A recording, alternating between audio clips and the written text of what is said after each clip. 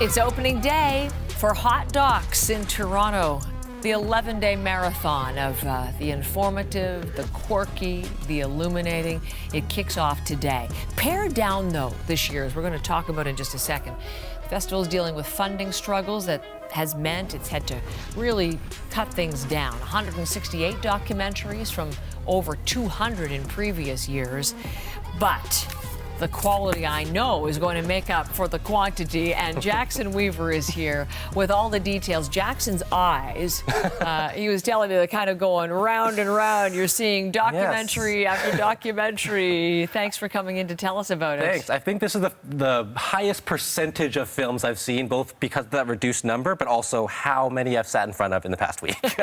Very, very intense immersion into documentaries. What are the buzziest that you have to tell us about this morning? The buzziest that I would also go in to recommend, the top of my list, is the amazing, revealing, Toronto-based, all good things, documentary, Any Other Way, the Jackie Shane story. Now, I did not know who Jackie Shane was, which is a shame for me until I watched this documentary, because she is an inimitable, she was an inimitable performer from Nashville, came to Toronto, said it was her kind of spiritual home where she always belonged. She was also a trans woman in the 60s, a woman of color in a world that did not accept that, did not really ascribe to that, did not allow that type of person to live their fullest life. She came here, had a phenomenal #2 hit, and the documentary says why it didn't go to #1 in some very maybe upsetting ways, and then she disappeared. No one knew what happened to her. This documentary picks up when it figures out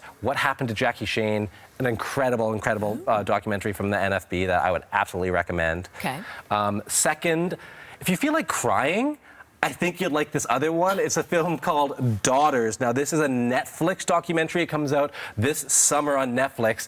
And this follows what's called the Date with Dad program in the States. It helps incarcerated fathers meet in person with their daughters who many times have not seen in years through a dance program. They get to put on a suit and tie, feel like normal people. And it's a very human-led, real drama of the difficulties that both these incarcerated men face as they try to rebuild their lives, but the incredible strain this puts on families and their daughters. And it just, I cried on my couch a little bit, and I think it was worth it. But the third documentary I would point to, in the buzzy ones that we're all hearing about that are definitely worth watching, Beethoven's 9. Now, this is ostensibly a classical music documentary, but there's so much more going on here. I have a clip, and it shows you a little bit of how scattershot, let's say, this documentary is. Take a watch. Beethoven is struggle, the struggle for peace. Sluggle, please. This is not the film that I expected to make.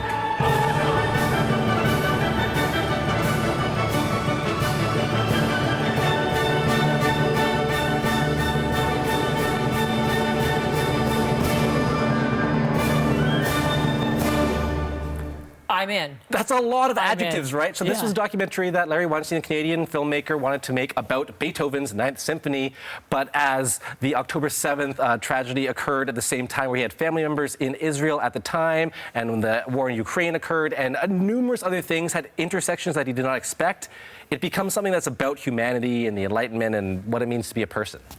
So those are the buzziest. You chose 3 of the buzziest, but there are always some fantastic sleepers under the radar. And as you've said, you've seen a bunch of documentaries. So what are some of the other titles we should pay attention to? The sleepers tend to be my favorites. The first would be an Irish documentary called So This Is Christmas, an incredibly understated documentary to a T. Understated is the theme this is working under. Now, this follows a single Christmas going on in Ireland, and it also shows how, alone we can feel in these holidays. We often talk about the holidays bringing us together, but for some people that's not the case, whether it be you are widowed, whether it be you haven't made a family, whether it be you're infirm, something else is blocking you off from people you know. This really dives into what that feels like. It shows the human side of that in a very surprisingly funny sort of way, if I can say that, but it's absolutely worth it. Second one, a Canadian one, Curl Power. ostensibly follows a curling team, a teenage girls curling team in British Columbia. But oh my gosh, I feel like I'm hitting a theme I didn't realize. This follows so much more. This is really what it's about, to grow up, what the personal or unique struggles of girlhood are.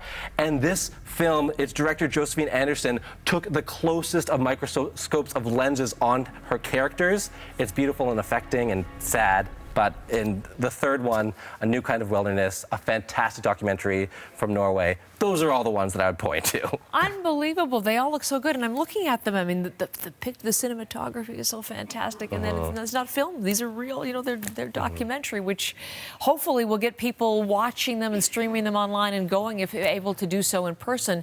It makes you really concerned for the future of the festival if we start to hear that along with so many arts and cultural institutions, are having some real funding challenges right now. Huge funding challenges. There's a $2 million deficit that Hot Docs is running under. We got to speak with its president, Maureen Nelson, recently, and she told us about what the cause of that. Take a listen.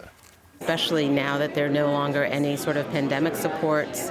You know, some extraordinary gifts and donor support that we've had is not necessarily there right now. And so many of the other donors are putting money into projects, but not into operations. And so fundamentally, that has left organizations like Hot Docs really teetering. And it's been a push for us to get through this year's festival. Now, there's been a deluge of emails from Maureen Nelson saying how much they're struggling. There's been an exodus of staff that actually cited toxic workplace environment issues.